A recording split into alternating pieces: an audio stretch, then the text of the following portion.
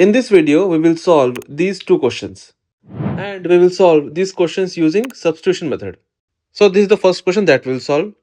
So how do we apply substitution method? So we know that derivative of sin x is cos x and derivative of cos x is sin x. And यहाँ पे sin x भी है and cos x भी है. So to use substitution method, यहाँ से हम एक sin x अलग कर देगा. यहाँ पे sin cube x है मतलब 3 sin x है. So यहाँ से हम एक sin x अलग कर देगा.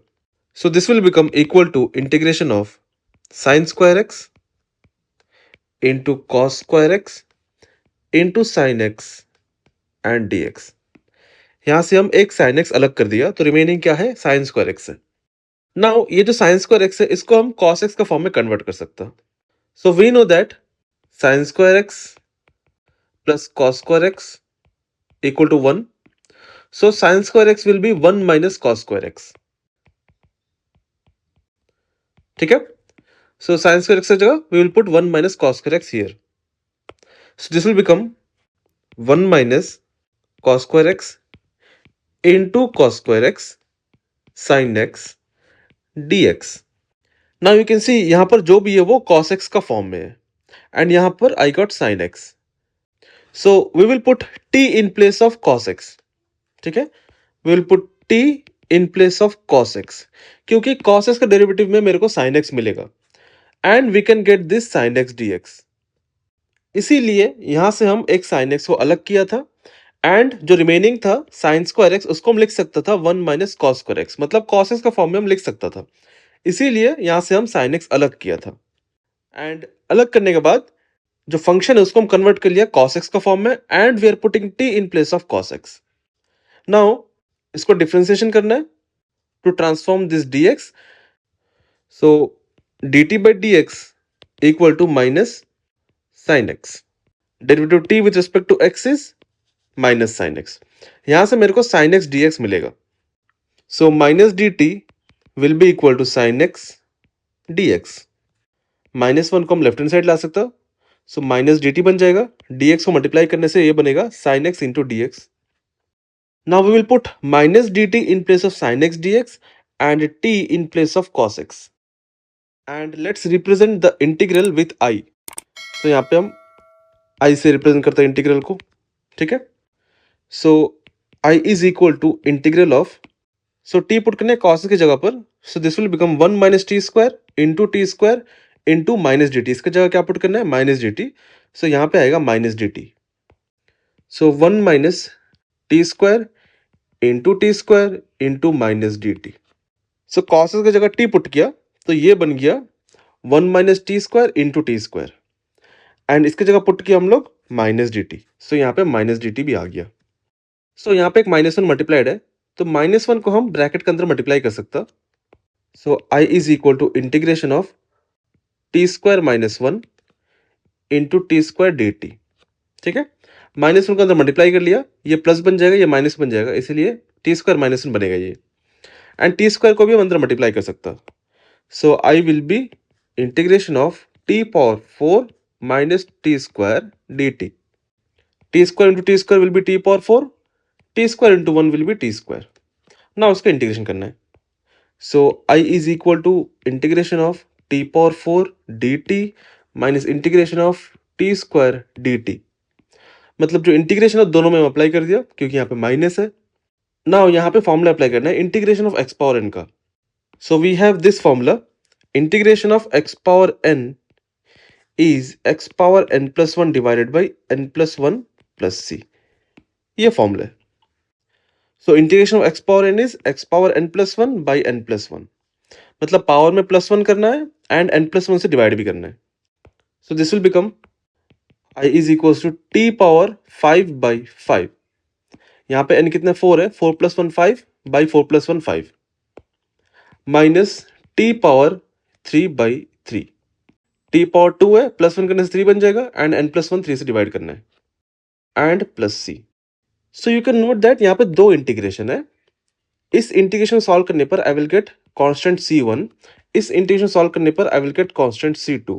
दो इंटीग्रेशन है तो दो कांस्टेंट मिलेगा उसको हम c1 c2 से रिप्रेजेंट कर दिया एंड ये दो कांस्टेंट को ऐड करने पर एक नया कांस्टेंट मिलेगा उसको हम c से रिप्रेजेंट कर दिया. ठीक है. इसलिए हम यहाँ पे डायरेक्टली c लिख लिया। Now we have to substitute t, क्योंकि ओरिजिनल फंक्शन x का फॉर्म में था तो आंसर भी x का फॉर्म में लाना है।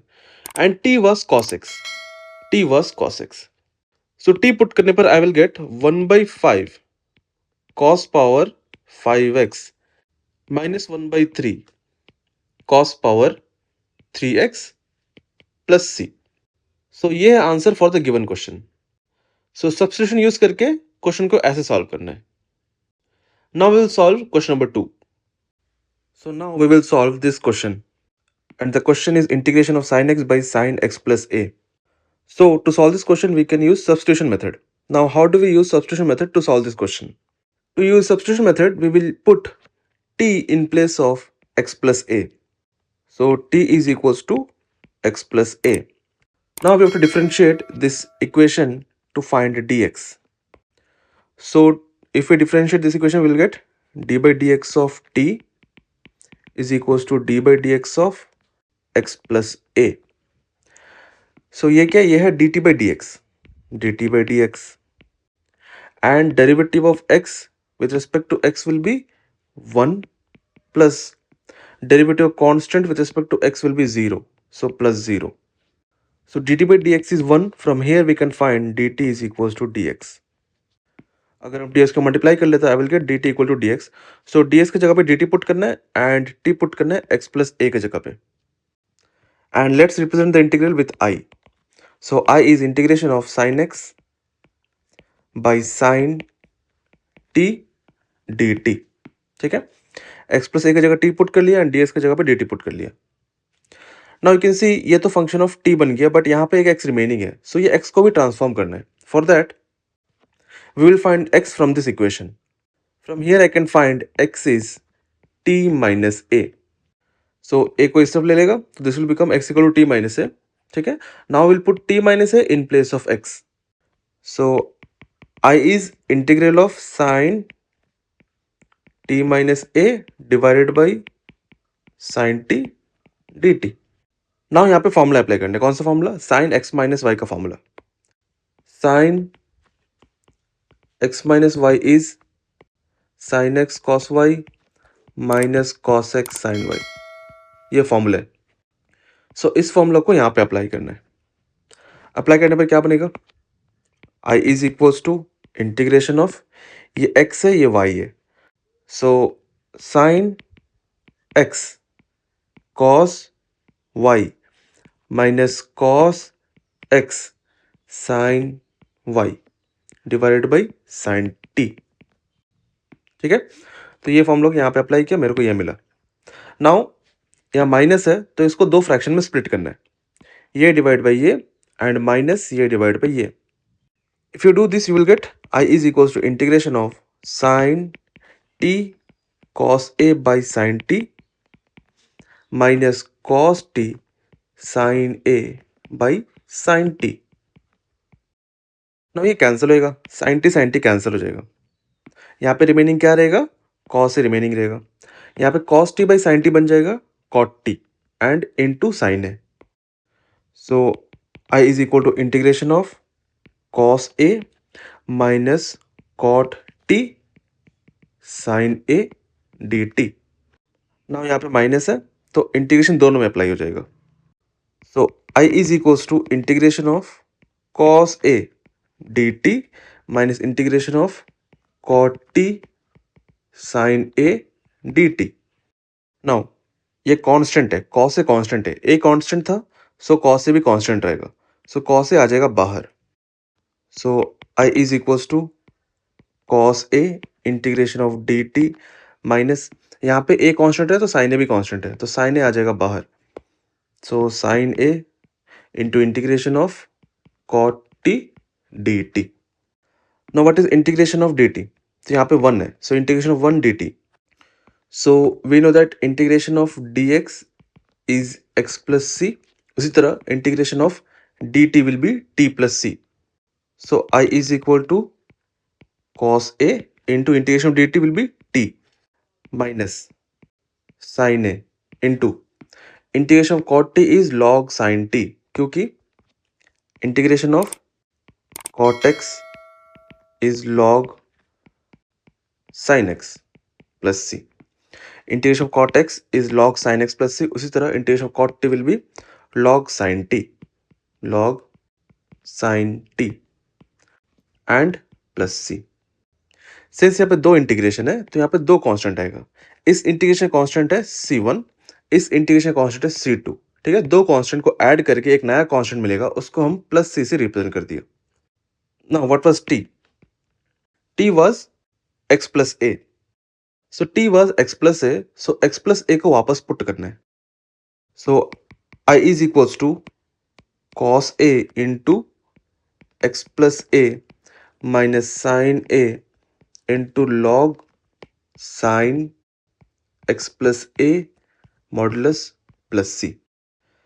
तो इसको हम लिख सकता है x plus a into cos a minus sin a log modulus sin x plus a plus c. So ये है final answer for the given integral. So initially इसका इंटीग्रेशन सॉल्व करना इजी नहीं था, इसीलिए we have use substitution method. मतलब इसको t ले लिया था. इसको t लेने पर dx को भी चेंज किया, उसके बाद इसको भी चेंज किया, ट्रांसफॉर्म किया. देन ट्रांसफॉर्म करने के बाद फंक्शन कुछ ऐसा बन गया. एंड देन इसमें हम फॉर्मूला अप्लाई करके इसको एक्सपैंड कर दिया. एक्सपैंड करने के बाद दो फ्रैक्शन में इसको स्प्लिट करके रिड्यूस किया, उसके बाद इंटीग्रेशन कर पाया हम. इंटीग्रेशन करने के लिए इसको हम ट्रांसफॉर्म किया, या फिर बोले तो इसको ट्रांसफॉर्म किया, क्योंकि इनिशियली एक्सपैंड करके रिड्यूस नहीं होता था, इसीलिए इसको हम ट्रांसफॉर्म किया सब्स्टिट्यूशन मेथड यूज करके. So this how you solve these questions. In the next video, we will solve more questions on substitution method. So stay tuned for more videos. Thank you for watching this video.